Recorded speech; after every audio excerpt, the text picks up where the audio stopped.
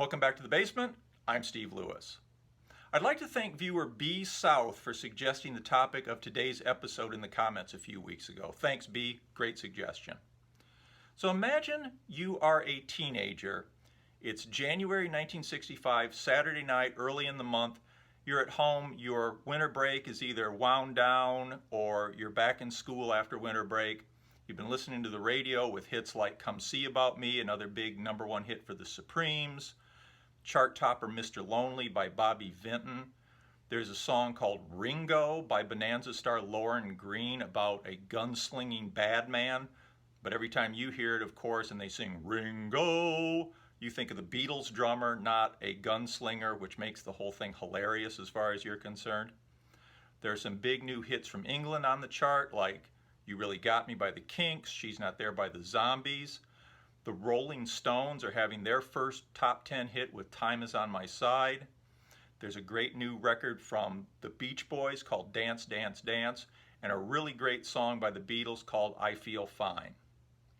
You're tired of listening to the radio? You could stay in and watch television. You could go with the big Saturday night CBS lineup of Jackie Gleason's American Scene magazine, followed by Gilligan's Island. Later on in the evening you have Gunsmoke.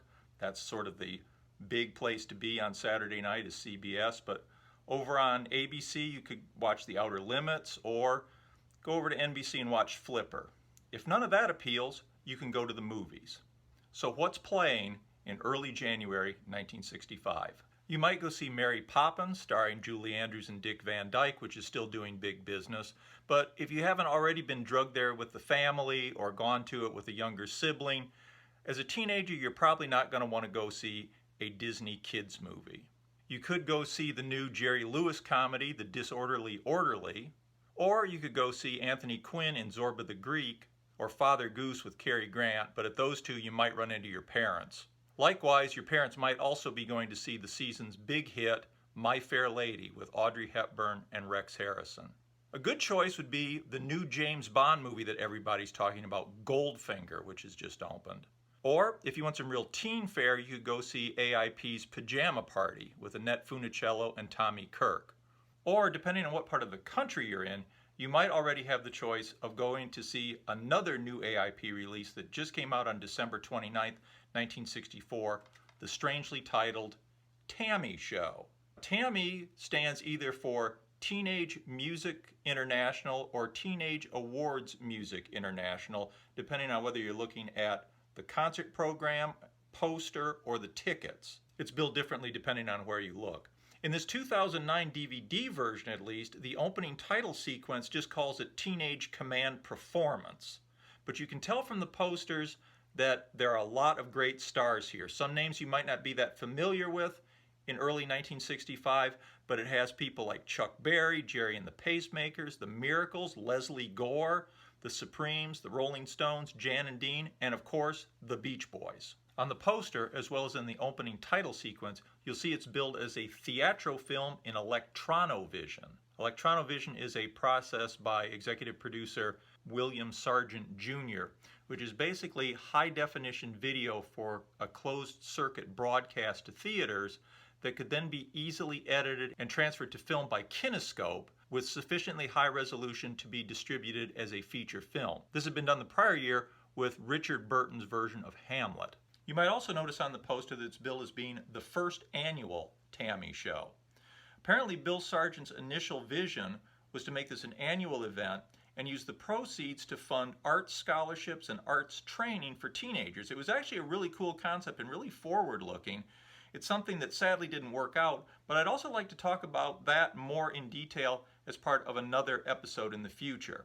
The film begins with an exciting Hard Day's Night inspired sequence with Jan and Dean riding motorbikes around Hollywood. You get the Miracles running to catch a cab. Everybody's excited, preparing for the show. It's really kind of a cool, exciting way to start it. It's backed with Jan and Dean's song, Here They Come From All Over the World, the theme from the TAMI show, which famously, erroneously talks about the Rolling Stones from Liverpool will be there. There's a version where they've changed it to the Rolling Stones from London Town to correct it. This version that appears on Jan and Dean's later Command Performance album still has the Rolling Stones as being from Liverpool. The concert footage was taped on October 28th and 29th, 1964 at the Santa Monica Civic Center. Tickets were given away free, mostly to local high school students, and Jan and Dean act as the MCs. They have a breezy entrance where Dean's on a skateboard. They make a few comments. They quickly introduce the first act, a great way to kick things off, Chuck Berry playing Johnny B. Good, followed by Maybelline.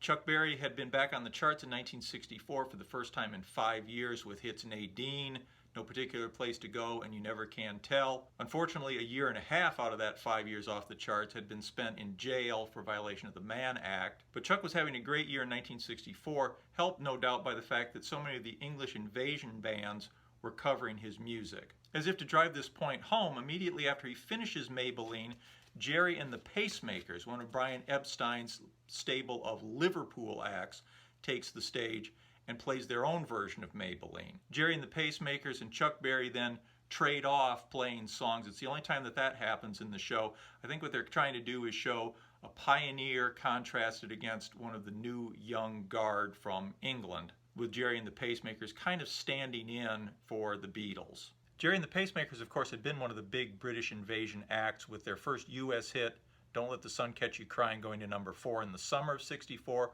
followed by How Do You Do It at number 9, and I Like It at number 17. In January of 1965, with the TAMI show going into release, I'll Be There would hit number 14, and later on in 1965, they'd have a number 6 hit with Ferry Cross the Mersey. In the film, in addition to Maybelline, they play Don't Let the Sun Catch You Crying, It's Gonna Be Alright, How Do You Do It, and I Like It, while trading off with Chuck Berry on Sweet Little 16 and his recent hit Nadine. Next up, you get the first of 3 Motown acts on the bill with the Miracles and lead singer Smokey Robinson. They were one of the more established acts on the TAMI show, having scored a number 2 hit way back in 1960 with Shop Around. They had had 8 more hits in the top 40 by the end of 1964, although only 2 of them, You've Really Got a Hold on Me and Mickey's Monkey, had gone top 10. They had both peaked at number 8. The Miracles exhibit some really tight choreography that would be super impressive, except, spoiler alert, that James Brown and the Flames are coming later. They perform That's What Love Is Made Of, followed by their big hits, You've Really Got a Hold on Me and Mickey's Monkey. The Miracles are followed by another Motown performer, Marvin Gaye. Marvin Gaye was an artist on the rise late in 1964. He'd had 3 top 30 singles in 1963, 5 top 20 singles in 1964, and by late 1964, early 1965, was on the chart with his biggest hit yet, How Sweet It Is to Be Loved by You, which would eventually go to number 6. Notably, the Blossoms appear as backing vocalists for Marvin on the TAMI show. This is a Phil Spector girl group from the West Coast featuring the famous Darlene Love. I get the idea that Motown might not exactly have known what to do with Marvin Gaye at this point in his career.